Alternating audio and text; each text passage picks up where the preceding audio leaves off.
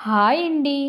ఈరోజు మనం తెలుగు ముచ్చట్లలో మనకి జ్ఞానాన్ని సంపాదించే ఒక మంచి విషయాలను గురించి తెలుసుకుందాం రండి. పంచపునీతాలు: వాక్శుద్ధి, దేహశుద్ధి, భాండశుద్ధి, కర్మశుద్ధి, మనశ్శుద్ధి. వాక్శుద్ధి అనగా వేల కోట్ల ప్రాణాలను సృష్టించిన ఆ భగవంతుడు మాట్లాడే వరాన్ని ఒక మనిషికే ఇచ్చాడు. కాబట్టి వాక్కును దుర్వినియోగం చేయకూడదు. పగ, కసి, ద్వేషంతో సాటివారిని ప్రత్యక్షంగా కానీ పరోక్షంగా కానీ నిందించకూడదు. మంచిగా, నెమ్మదిగా, ఆదరణతో పలకరించాలి. అమంగళాలు మాట్లాడేవారు తారసపడితే ఓ నమస్కారం పెట్టి పక్కకొచ్చేయండి. దేహశుద్ధి: మన శరీరం దేవుని ఆలయం వంటిది. దాన్ని పరిశుభ్రంగా ఉంచుతూ 2 పూటలా స్నానం చేయాలి. చిరిగిన, అపరిశుభ్రమైన వస్త్రాలను ధరించరాదు. భాండశుద్ధి: శరీరానికి కావలసిన శక్తి ఇచ్చేది ఆహారం. అందుకే ఆ ఆహారాన్ని అందించే పాత్ర పరిశుభ్రంగా ఉండాలి.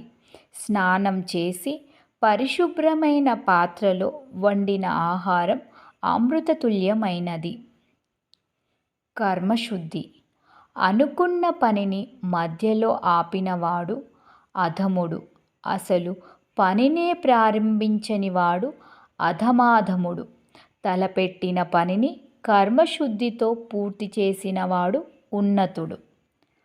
మనశ్శుద్ధి: మనస్సును ఎల్లప్పుడూ ధర్మ న్యాయాల వైపు మళ్లించాలి. మనస్సు చంచలమైనది. ఎప్పుడూ వక్రమార్గాల వైపు వెళ్ళాలని ప్రయత్నిస్తూ ఉంటుంది. దానివల్ల అనేక సమస్యలు వస్తాయి. దీనివల్ల సుఖం చేకూరుతుంది.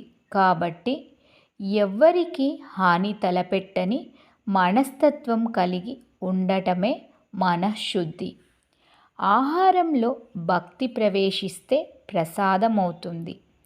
ఆకలికి భక్తి తోడైతే ఉపవాసమవుతుంది.